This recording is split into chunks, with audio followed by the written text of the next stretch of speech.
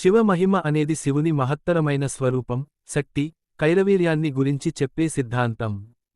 శివమహిమ్న స్తోత్రం అనేది ఈ విషయంలో అత్యంత ప్రసిద్ధి చెందిన స్తోత్రము. ఈ స్తోత్రం శివుని మహిమ, అతని పరమతత్వాన్ని, అతని అజ్ఞానం, కరుణ, శక్తిని విస్తృతంగా వివరించి ఉంటుంది. శివమహిమలో చెప్పబడింది: శివుడు సృష్టి, స్థితి, లయకారకుడైన పరమేశ్వరుడు. అతనికి సమానమైన దేవుడు ఉండడు, అతని మహిమ అప్రతిమం. శివస్తోత్రాలు, ధ్యానాలు, జపాలు ఏ ఒక్క ఇతర పూజలకు మించి శక్తివంతమని. శివనామ జపం వలన జన్మల పాపాలు నశించి, మోక్షప్రాప్తి సులభమవుతుంది. శివుని అగ్గి వంటి తపస్సు, కపాలం, తండ్రి వత్తిడి వంటి విభిన్న రూపాలలో అతని మహత్తు. శివుని త్రినయన రూపం, అతని పశ్చిమ ముఖం శత్రువులను సంహరించాలని. శివుని గురువు పాత్ర మరియు అతని మంత్ర శక్తి. శివమహిమ మన జీవితానికి దిక్సూచి అవుతుంది, శాంతి, సమాధానం అందించే సాధన. ఇది భక్తులను పాపం నుండి విముక్తి పొందగలుగుతుంది. ఈ స్తోత్రం పారాయణం చేస్తే శివుని అనుగ్రహం కడుపు చూస్తుంది. తెలుగులో ఈ శివమహిమ్న స్తోత్రాన్ని చాలా శ్రద్ధగా పఠించడం, శివుని ఆశీర్వాదాన్ని పొందడంలో విశేష భాగం కలుగుతుంది. శ్రీ శివమహిమ్న స్తోత్రం అనేది శివపురాణంలో భాగంగా ఉంది. ఇది శివుని మహత్యాన్ని, ఆయన శక్తి, దివ్య లక్షణాలను వివరించే అత్యంత పవిత్రమైన స్తోత్రం. ఈ స్తోత్రం పలువురు మహర్షులు, శివభక్తులు గానామాలా పఠించి, శివుని మహిమను ప్రశంసించారు. స్తోత్రం పద్యాలు మొత్తం 14 అథర్వాణ శ్లోకాలుగా విభజించబడి ఉంటాయి. ప్రతి శ్లోకం శివుని ఒక ప్రత్యేక గుణం, శక్తి, దివ్య కార్మికతను వివరించి, మనిషి జీవితంలో శివుని పాత్ర ఎంత గొప్పదో వివరిస్తుంది. స్తోత్రంలో ముఖ్య విషయాలు: శివుడు సృష్టిపాలకుడు, సంహారకుడు, పరమశాంతి స్వరూపుడు. శివుని జపం పాపాలన్నీ క్లేశాలు తొలగిస్తాయి. శివుని ఆరాధన ద్వారా మనసు శాంతి, శక్తి, సంపద వస్తుంది. శివుని రాక్షసాలను సంహారం, సృష్టి నిర్వహణ, జీవుల రక్షణ. శివుని రూపములు, త్రినయనాలు, దివ్యకాంతి. శివుని తలపై చంద్రుడి, జటలింగం, గంగతో కూడిన మహిమ. శివుని సన్నిధానంలో సుఖసమృద్ధి, మోక్షసాధన. శివమహిమ్న స్తోత్రం మన రుద్ర చతుర్దశిలో లేదా శివరాత్రి రోజున వ్రతంగా, బహుముఖ లాభాల కోసం చదవటం గొప్ప ప్రాముఖ్యత కలిగించుంది. పఠనంతో భక్తి పెరుగుతుంది, శివునితో పూర్ణ సాన్నిహిత్యం వస్తుంది.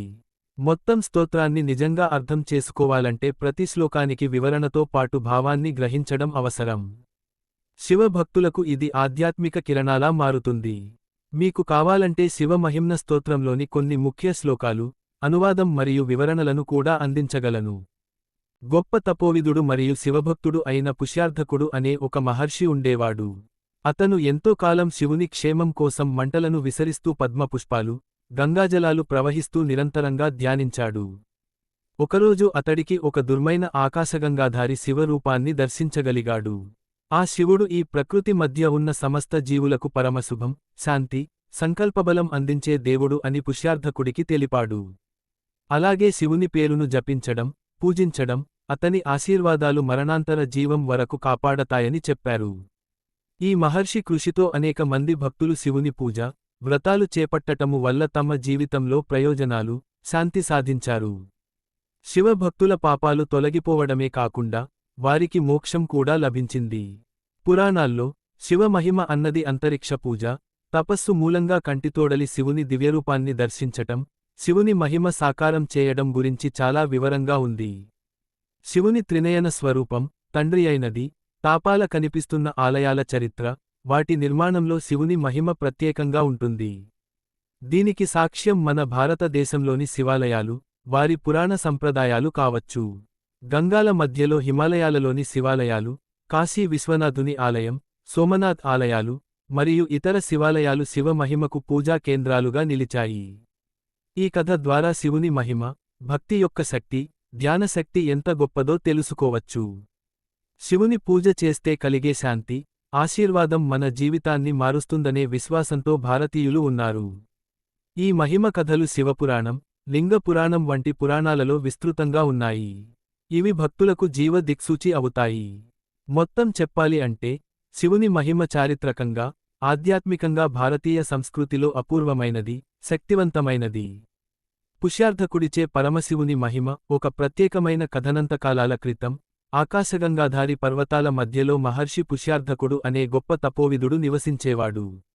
అతను శివుని భక్తిలో మునిగిపోయి ప్రతిరోజు ప్రతి రాత్రి పద్మ పుష్పాలు గంగాజలం మరియు మరువలేని ఆధ్యాత్మిక ఆరాధనతో శివలింగానికి సేవలు నిర్వర్తించేవాడు. రోజులు సంవత్సరాలు తీగాక అతని తపస్సు శివుని మనసును కవుల ఉక్కఈసున్నది. ఒకరోజు అప్పుడే భవిష్యత్తులో కార్తీక మాసం సందర్భంగా జరిగే శివ జయంతి చూసేందుకు శివుని రూపం ఆ మహర్షికి ప్రత్యక్షమైంది.